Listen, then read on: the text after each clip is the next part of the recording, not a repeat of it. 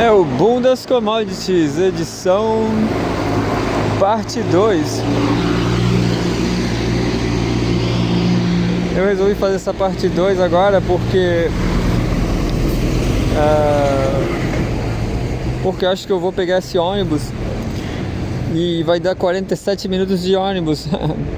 Ou seja, dá tempo de fazer outra. E acho que tem notícia beça também. Não sei. Qualquer coisa eu troco pra notícia em inglês do dias anteriores assim, pá. Não sei. Aí o povo vai falar que eu sou metido, né? Porque eu tô falando inglês e tal. Idioma imperialista.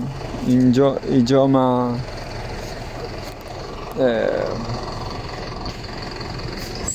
idioma cosmopolita.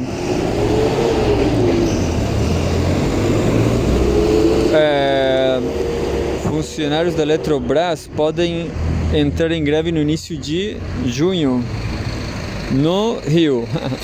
Eu não sei se a Eletrobras cobre o Brasil todo. Só sei que eu tenho notícia pra caramba, velho. Ó, cerca de... Eu li essa notícia do Desenrola, eu já li.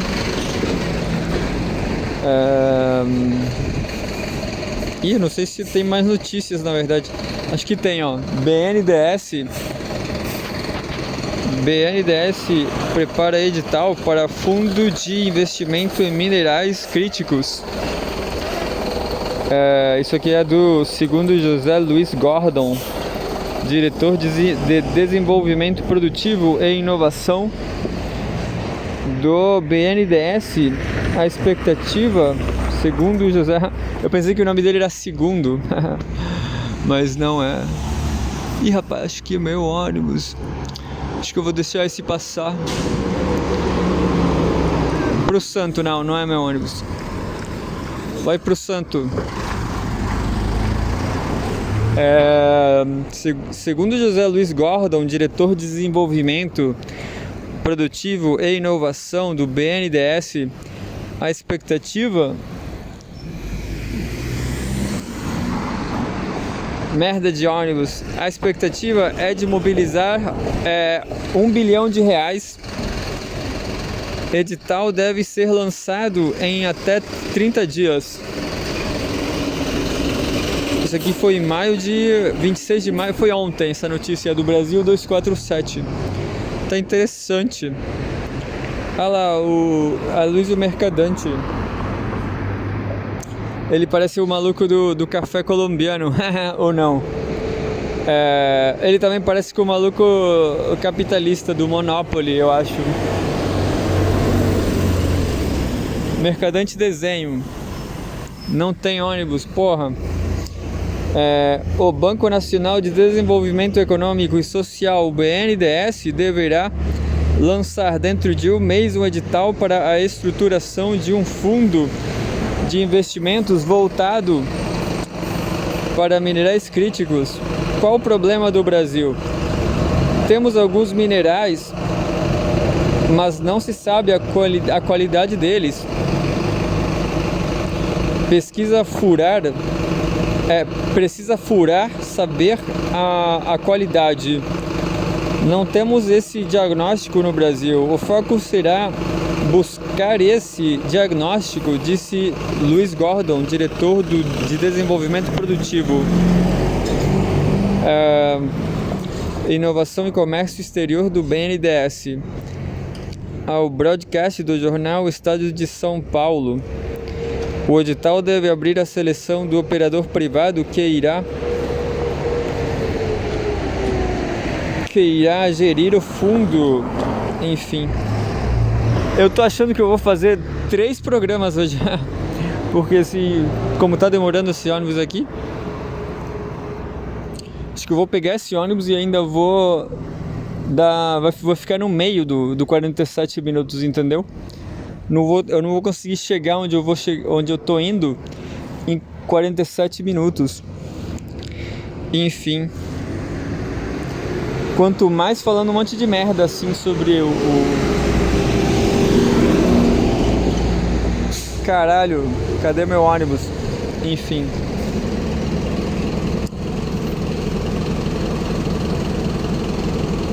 mas não se sabe a qualidade deles. Precisa furar, saber a qualidade. Não temos esse diagnóstico no Brasil. O foco será buscar esse diagnóstico, disse José Luiz Gordon, diretor de desenvolvimento produtivo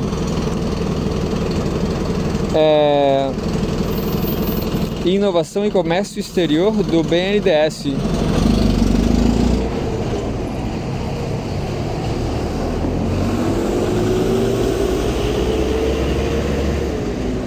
Ih, rapaz. Ah, não é meu ônibus. Tô fudido com esse ônibus, cara. O estado de São Paulo, o edital deve abrir a seleção do operador privado que irá gerir o fundo.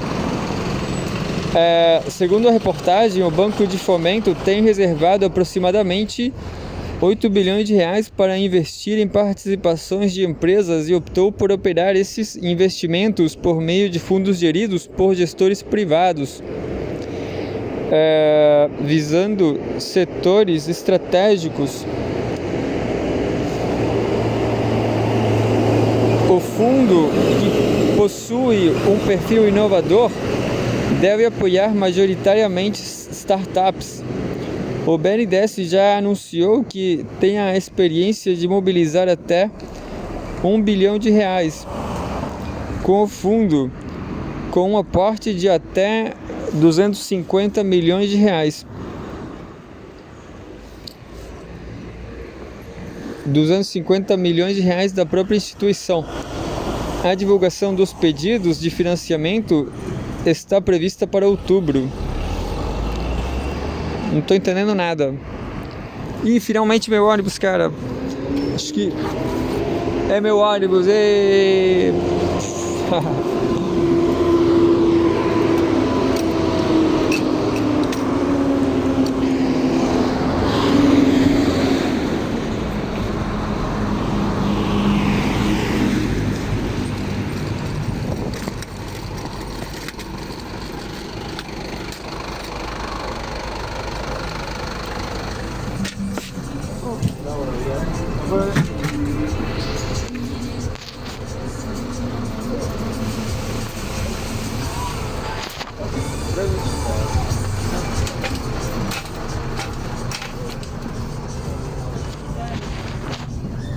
Tendré que hacer la cortada.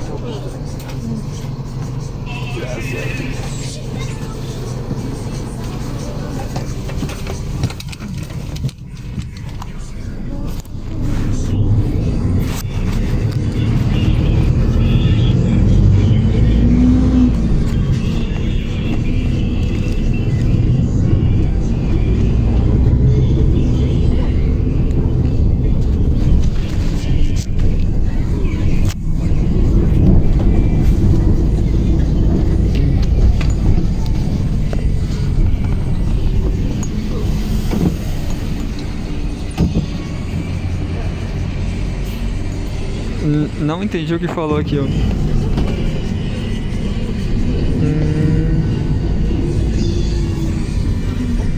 O BNDES já anunciou que tem a expectativa de mobilizar até 1 bilhão de reais com o fundo, com um aporte de até 250 milhões de reais da própria instituição. A divulgação dos pedidos de financiamento está prevista para outubro. A prioridade do fundo será direcionada para minerais considerados essenciais à transição energética e descarbonização, incluindo cobalto, cobre, estanho, grafita, lítio, manganês, minerais de terras raras, platina, molibdeno, nióbio, níquel, silício, tântalo, titânio, tungstênio, urânio, vanádio e zinco. Gostei. Foi excitante esses nomes todos, porque aqui no Chile não tem, acho que não tem nada disso. Eu vou ler essa notícia, vou ler a manchete de novo. BNDES prepara edital para fundos de investimentos em minerais críticos.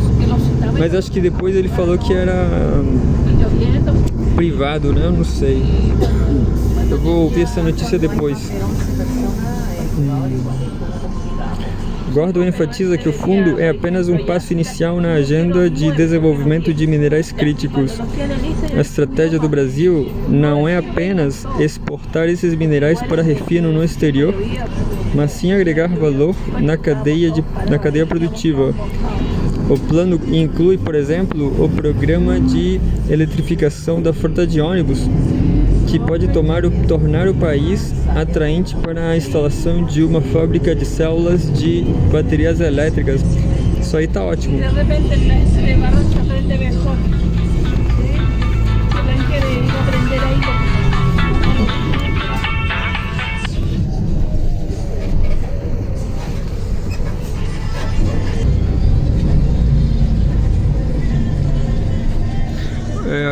Achei legal isso aqui, essa notícia do BNDES, das baterias de lítio.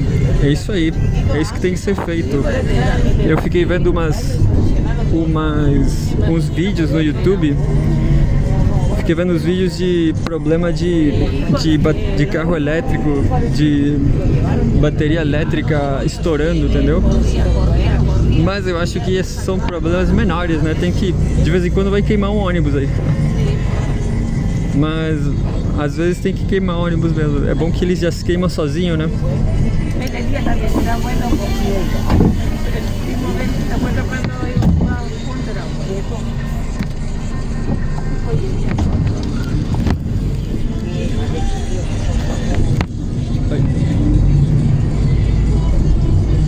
Eu me perdi aqui, eu perdi a notícia.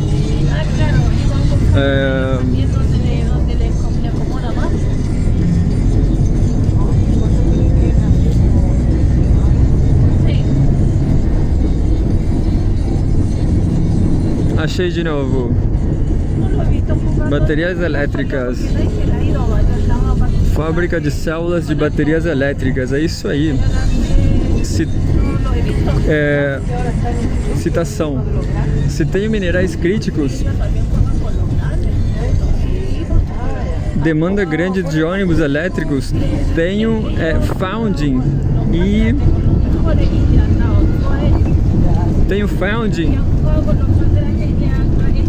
e fundo clima para comprar esses ônibus diferenciados. Eu começo a criar cenário começo a criar cenário aqui para talvez desenvolver célula principal de bateria no Brasil, o que hoje é feito na China e na Coreia, explicou Gordon. Bom dia. O amanhecer, enfim. É feito na China, né? Eu acho que sim. É fundamental porque toda uma parte de transição energética depende de minerais críticos. Não é à toa, Estados Unidos diz que está interessado em discutir minerais críticos aqui no Brasil. E o Brasil tem grande potencial de ser hub, mas não pode ser só para o cara pegar o mineral aqui e levar para outro lugar. A ideia é começar primeiro com esse diagnóstico e depois ir agregando na cadeia, concluiu Gordon. Eu aposto que o Brasil vai fazer alguma coisa boa, entendeu? Com essa iniciativa, com os minerais, tudo. E eu aposto que o Chile não vai fazer nada. Eu aposto R$1.000 que o Chile não vai fazer nada. Economia. O governo autoriza a compra de 1 milhão de toneladas de arroz. Acho que é por isso que o arroz está caro aqui no Chile. Careceu aí 50 centavos. Intuito é garantir o abastecimento em todo o país.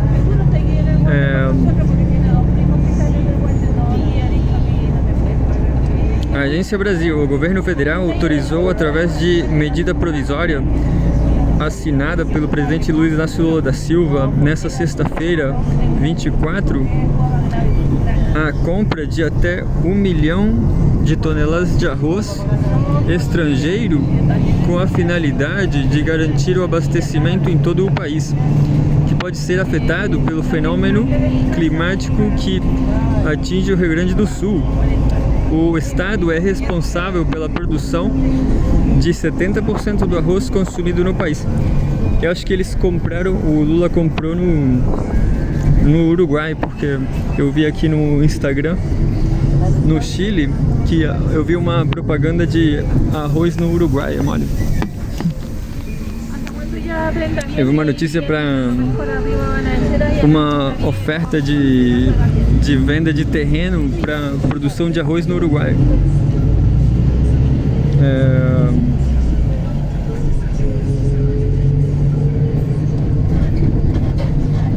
Ao todo foram liberados 7,2 bilhões de reais para a compra de arroz, com o preço tabelado em R$ reais por quilo. Não tenho certeza se isso é caro ou não, hein?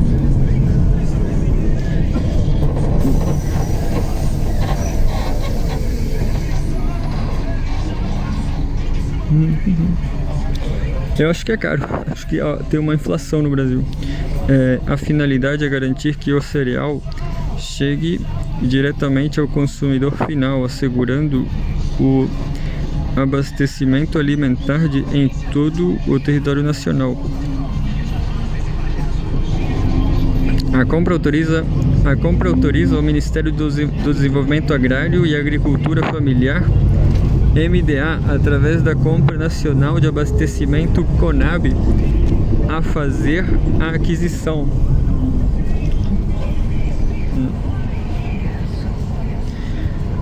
Acho que eu vou ficar por aqui com essa notícia. Vamos pular para a próxima. Lula reitera a intenção do governo de importar 1 milhão de toneladas de arroz após tragédia no Rio Grande do Sul. Enfim, arroz. Eu compro arroz para os cachorros também. Eu às vezes como arroz também.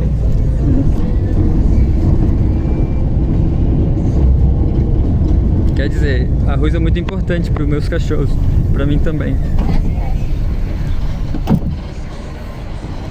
Economia, Brasil 247. Petrobras anuncia a aquisição de plataformas P-84 e P-85 para operação no pré-sal, na Bacia de Santos. Unidades serão construídas em estaleiros no Brasil, China e Singapura e atingirão os percentuais de conteúdo local de 20%. Plataformas devem entrar em operação entre 2029 e 2030. Tempo pra caramba, hein? Aí se o Lula não fizer as coisas direitinho, vão eleger Bolsonaro de novo. É foda.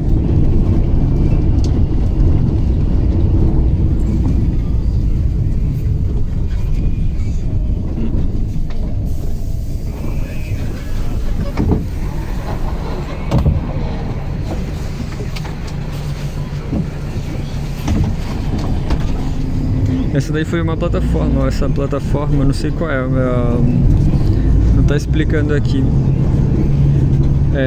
A Petrobras anunciou nesta sexta-feira, 24, que assinou contratos com a Ceatrium ou Engie Americas Limited para a aquisição das plataformas P-84 e P-85. É uma plataforma que parece um barco. Segundo o jornal O Globo, as plataformas de produção, armazenamento e transferência FPSO serão instaladas nos campos de Atapu e Sépia, localizados no campo de pré-sal da Bacia de Santos. As novas plataformas estão previstas para entrar em operação entre 2029 e 2030, sendo instaladas a uma profundidade superior a 2.000 metros. Cada unidade terá a capacidade de produzir diariamente 225 mil barris de petróleo e processar 10 milhões de metros cúbicos de gás natural. Ainda de acordo com a reportagem, as unidades serão construídas em estaleiros no Brasil, China e Singapura e atingirão os percentuais de conteúdo local de 20% na P84 e 25% na P85.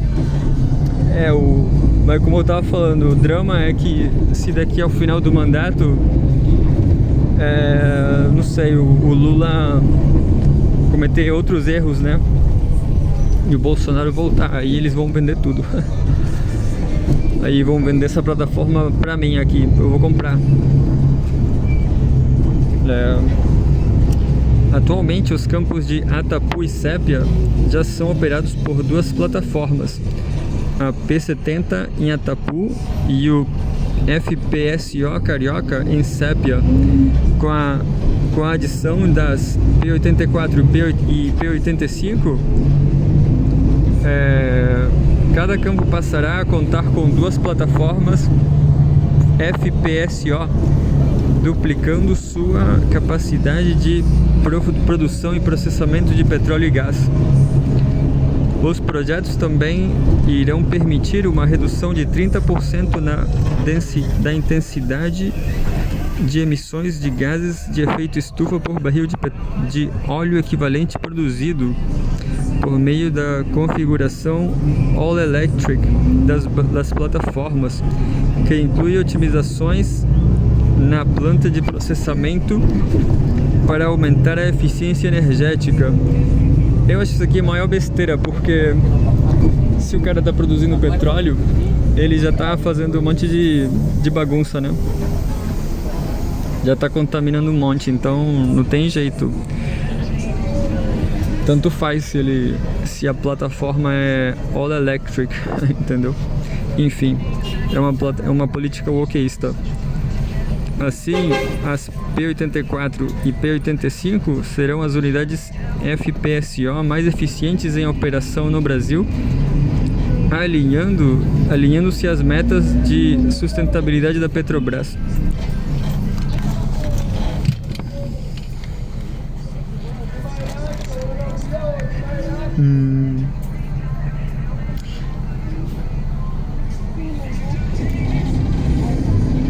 Economia, e tudo isso aqui é do Brasil 247. Política de compras governamentais vai estipular produção de ônibus, metrôs e trens no Brasil. Para a ministra da Gestão, Esther Dweck, essa iniciativa irá colocar produtores nacionais em nível de competitividade com produtores externos. Achei interessante.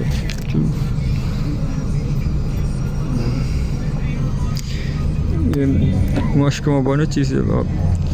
Agência Governo, ônibus e os sistemas metroferroviários e respectivos componentes de fabricação dentro do país passarão a ter a preferência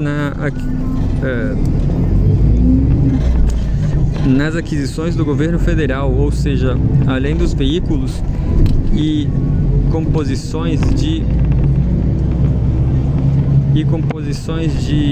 trens e metrôs, as partes que envolvem o equipamento completo, chassis, carrocerias, acumuladores elétricos, aparelhos de sinalização, segurança, controle e comando terão margem de preferência nas licitações. A resolução número 1 de 2024 foi aprovada pela Comissão Interministerial de Compras Públicas, que se reuniu pela primeira vez nesta quinta-feira, 23 de maio, em Brasília, na sede do Ministério da Gestão e da Inovação em Serviços Públicos. A decisão, portanto, define o primeiro grupo de manufaturados que serão objeto de margem de preferência normal nas licitações.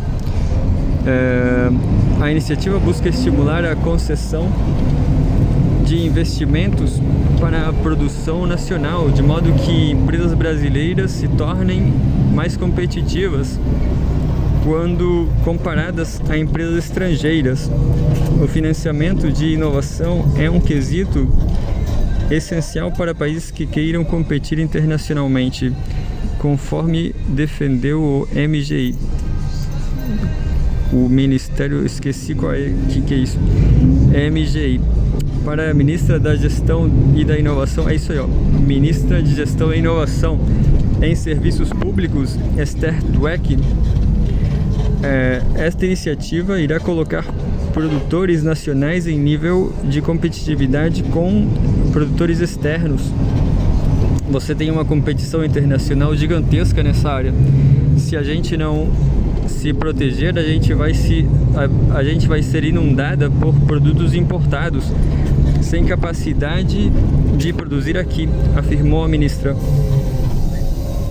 O próprio processo de se estabelecer margem de preferência e regra de contrato local faz parte de uma combinação de coisas essenciais para qualquer país que queira minimamente disputar o mercado da inovação, observou Dweck.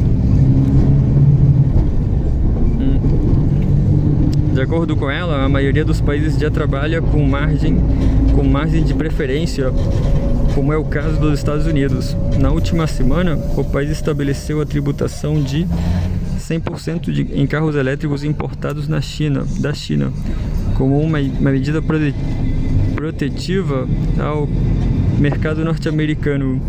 Nesse contexto de alta competitividade, é de relevância que as empresas instaladas no país, que geram empregos e tributos para o governo, tenham vantagem competitiva nas compras públicas. Isso aqui eu acho que é protecionismo, né? É uma espécie de protecionismo. Mas tá tudo bem, tipo assim, se é protecionismo, beleza. Agora, o protecionismo é uma espécie de... também não é bom pro mercado, né? Não sei. Então acho que não é protecionismo, né? Enfim. Ganho na inovação. A gente tem que ser capaz de fazer inovação aqui e não ficar refém da inovação. Da inovação fora, porque muitas vezes o grande ganho está na inovação, inclusive na capacidade de concorrer internacionalmente. Às vezes você financia isso com verbas públicas e na hora de comprar você compra um produto importado e não é esse produto que está sendo financiado publicamente com inovação aqui no Brasil, explicou a ministra. Eu gostei da ministra, a ministra é show de bola. Além de permitir e ampliar a competitividade da indústria nacional, essa valorização reflete em outros pontos, como a geração de emprego e arrecadação de tributos. A gente fez as margens de preferência para as áreas de ônibus e metro ferroviária. Com isso a gente vai ter a renovação da frota de ônibus. Tem a questão do sistema metroferroviário, que é uma expansão desse transporte público. A gente está, na verdade, garantindo que se utilize esse poder de compra do Estado de forma a fomentar emprego e renda no Brasil e também tributos, esclareceu Dweck. Impactos da resolução. A comissão estimou os impactos econômicos da ampliação das margens nos dois setores, considerando sua produção nacional ao invés de no exterior. Calcula-se que para cada R$1 milhão gastos em ônibus na indústria brasileira, o valor bruto da produção no Brasil aumenta em torno de 2,29 milhões de reais. Já para sistemas metroferroviários, o impacto total do mesmo investimento seria de até 1,71 milhões de reais. Em razão do aumento da produção no país, estima-se que para cada R$1 milhão gasto, as margens de preferência têm potencial de manter ou gerar 9 postos de trabalho para o setor de ônibus e 7 para o de sistemas metroferroviários. Além disso, o custo do instrumento é baixo para o Estado e pode inclusive gerar um ganho fiscal por viabilizar o aumento da arrecadação no país. Nesse sentido, para cada R$1 gasto pelo governo em ônibus e sistemas metroferroviários produzidos no país, voltam entre 0,13 e 0,14 como arrecadação de imposto de renda, contribuição social e lucro líquido, CSLL, imposto sobre operações financeiras, IOF e de importação e contribuições previdenciárias ao longo da cadeia produtiva, que seriam arrecadados no exterior no caso dos produtos importados. A margem de preferência poderá ser estabelecida para bens recicláveis ou biodegradáveis, favorecendo compras ambientalmente mais sustentáveis. Além disso, poderá ser estabelecida uma margem de preferência adicional de até 10% para a aquisição de bens e serviços nacionais resultantes de desenvolvimento e inovação tecnológica no Brasil.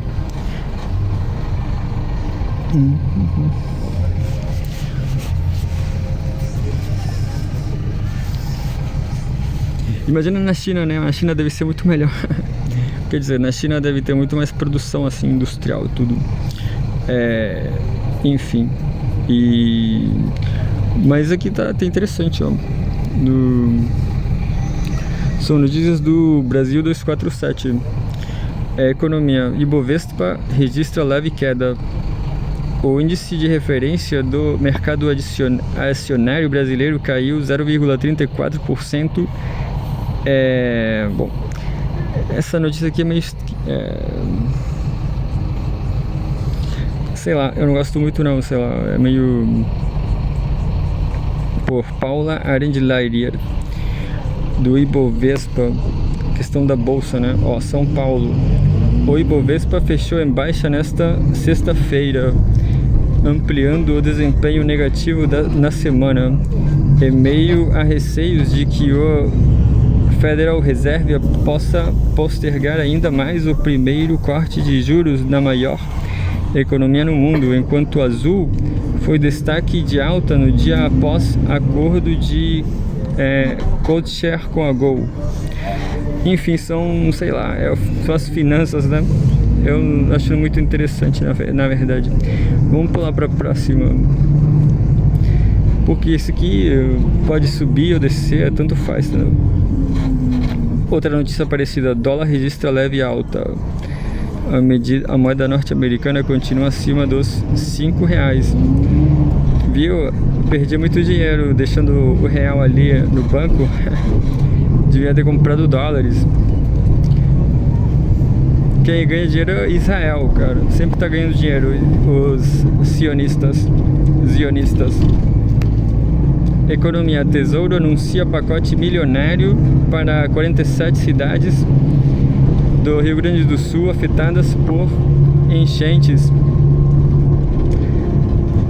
O dinheiro vai representar o valor transferido em abril pelo Fundo de Participação dos Municípios. Dinheiro e enchentes no Rio Grande do Sul. Enfim, é isso aí. Economia. Governo prepara nova linha de crédito e juros mais baixos para empresas do Rio Grande do Sul. Enfim. Enfim também, porque tem que ser assim, né? Acho que a notícia se explica sozinha. Economia. BNDES não é caixa preta, é um aquário, afirma diretor do banco. Nelson Barbosa destacou que a instituição chegou a receber um prêmio por causa da transparência. A foto é Nelson Barbosa aqui na foto. 24 de maio, 2 dias atrás. o diretor de Planejamento e Estruturação de Projetos do Banco Nacional de Desenvolvimento Econômico e Social do BNDES, Nelson Barbosa, afirmou nesta sexta-feira 24 que a instituição não é uma caixa preta, mas sim um aquário, referindo-se à transparência do banco. É meio marketing, né? É marketing do BNDES. Barbosa ainda destacou que o BNDES disponibiliza todas as operações do banco no meio online e que a instituição chegou a receber um prêmio por causa da transparência nas operações. No ano passado, o banco liderou o ranking desenvolvido pela Controladoria Geral da União, CGU, e a Associação dos Membros dos Tribunais de Contas do Brasil, a Tricom, sobre a transparência das estatais. O BNDES recebeu um prêmio, se não me engano, do próprio TCU. Na verdade, é um ranking da CGU como a instituição mais transparente. O BNDES não é caixa preta, o BNDES é um aquário. Todas as operações estão online, você pode consultar, tem prestação de contas. Então, sobre isso, acho que é mais um mito. Pode ser que no passado havia pouca transparência, mas isso evoluiu. O que tinha que ser consertado está sendo consertado, disse. A declaração feita pelo diretor também faz referência a um comentário feito pelo ex-mandatário Jair Bolsonaro, do PL.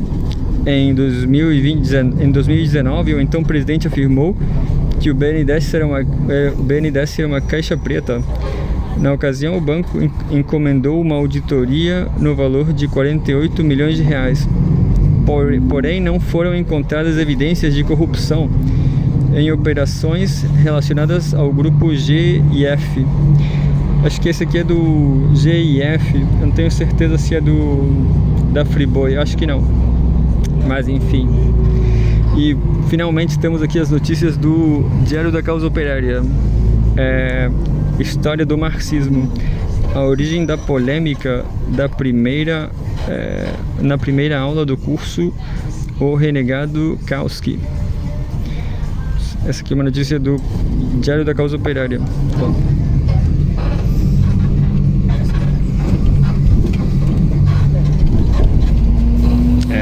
Curso de formação marxista ministrado pelo PCO destacou o desenvolvimento histórico que levou à luta entre um dos mais importantes intelectuais marxistas e Vladimir Lenin. Eu não faço ideia.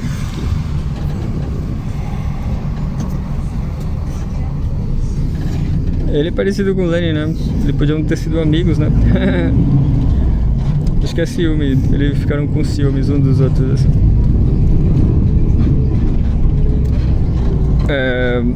O jovem dirigente do Partido da Causa Operária, João Jorge Pimenta, ministrou no último sábado 25 a primeira parte do curso O Renegado Kautsky, baseado na obra clássica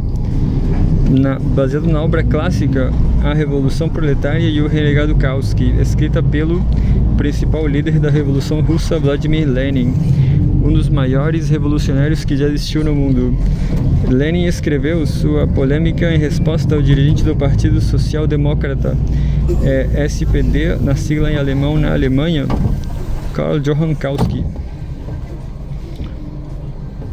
Entre 1854, a vida dele, né? 1854 e 1938. Logo no começo do curso, Pimenta destaca: em vários momentos o marxismo lida com polêmicas. Na maioria dos casos, o alvo da polêmica é um verdadeiro idiota, mas aqui não é o caso. Kautsky foi um dos intelectuais marxistas mais importantes da história, diz. Não se trata de um exagero.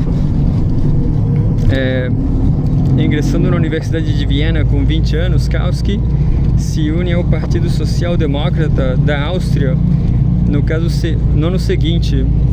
10 anos depois, muda-se para Londres, onde conhece Friedrich Engels, com quem passa a trabalhar, e em 1891 torna-se um dos coautores do programa de Erfurt, o programa político do SPD. Não é, portanto, um militante qualquer, mas um homem de participação destacada na história do comunismo. Eu vou pular aqui essa notícia porque...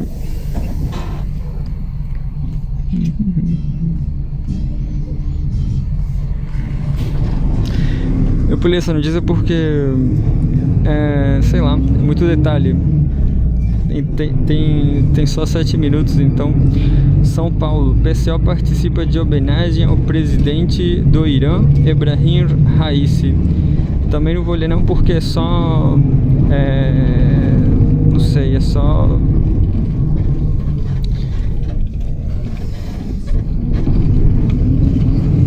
homenagem, né? Tipo assim... o presidente morreu lá, não se sabe quem foi, então... Não se sabe se o Irã vai revidar, né?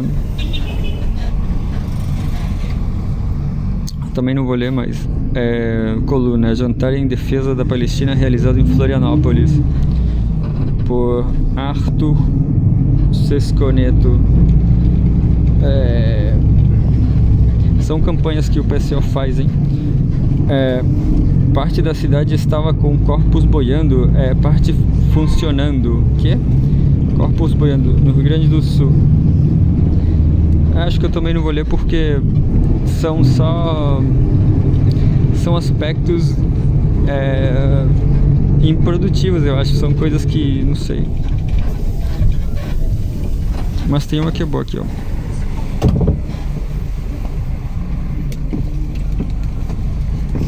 Essa aqui é interessante, ó.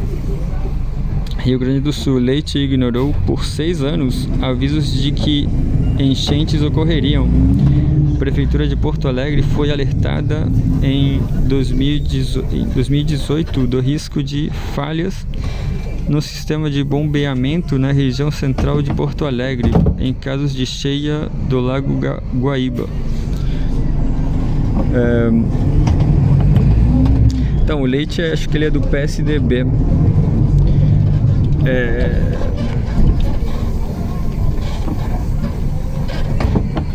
Diz assim: segundo matéria do jornal burguês Folha de São Paulo, a Prefeitura de Porto Alegre foi alertada em 2018 do risco de falhas no sistema de bombeamento na região central de Porto Alegre, em caso de cheia do Lago Guaíba, acima da cota de inundação de 3 metros, conforme parecer técnico elaborado em setembro daquele ano por funcionários municipais. Prefeitura de Porto Alegre foi alterada há 6 anos sobre risco de falha do sistema no sistema contra enchente. Isso aqui foi Maria Zilbercão. As afirmações têm como base um documento enviado ao jornal por engenheiros da Prefeitura da capital gaúcha, em nova comprovação de que não é uma catástrofe climática ou qualquer coisa parecida o responsável pela tragédia, mas a política criminosa de Eduardo Leite e dos prefeitos gaúchos. A Folha teve acesso ao documento assinado por 2 engenheiros integrantes da gestão municipal que apontaram a necessidade de rever o projeto de parte do sistema de prevenção de cheias por possível falha na proteção. Os técnicos se referiam a duas casas de bombas projetadas para escoar a água da chuva do centro da cidade para o Guaíba. Conforme noticiado por este diário, se funcionando normalmente, o sistema de prevenção de enchentes elaborado nos anos de 1960 comporta cheias de até 6 metros, a deterioração criminosa do sistema produzida pelos sucessivos governos tucanos na capital gaúcha e no estado reduziram essa capacidade à metade. O resultado da política neoliberal é que 94% das cidades do estado foram atingidas pelas enchentes até o último dia 22 161 pessoas haviam morrido e 85 ainda estavam desaparecidas. 806 pessoas ficaram feridas, em um total de 2,34 milhões de atingidos. O prefeito de Porto Alegre na época do parecer era Nelson Marchesan Júnior, do PSDB, que em 2021 foi substituído por Sebastião Melo, do MDB, atual chefe do Executivo Municipal. Em entrevista coletiva nesta terça, Melo acusou pessoas de extrema esquerda de montar uma narrativa mentirosa sobre as enchentes em Porto Alegre. Eu não sei, eu acho que a esquerda tem razão aqui.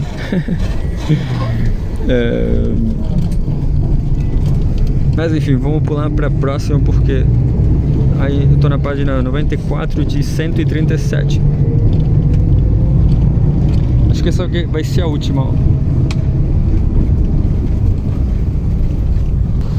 E diz assim: Estados Unidos no Brasil. General dos Estados Unidos ameaça o Brasil contra a China. Em exercício militar no Brasil, o general norte-americano ameaça o Brasil em relação à aproximação comercial com a China. Isso é notícia do DCO, do Diário da Causa Operária também.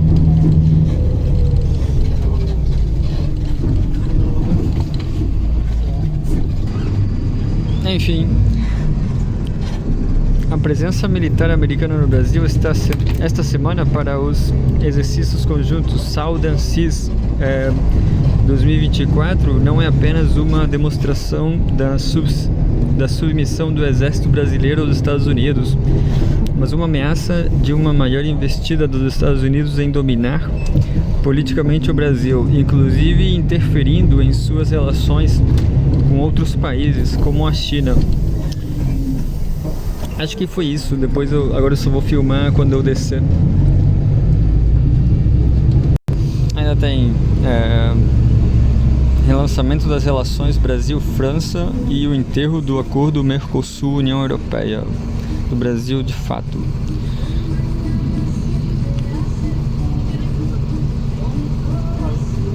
Não deu pra ler. Essa aqui é interessante, ó. Sevirologias e virações em meio aos ilegalismos da vida urbana periférica. Coluna. Isso aqui é mais ou menos como filmar um jornal no ônibus. Símbolo da revitalização rural chinesa, o campeonato de futebol Kunshan tenta repetir sucesso de 2023. Tragédia no Rio Grande do Sul. É preciso uma operação de guerra para qualificar a informação, alerta pesquisador das fake news.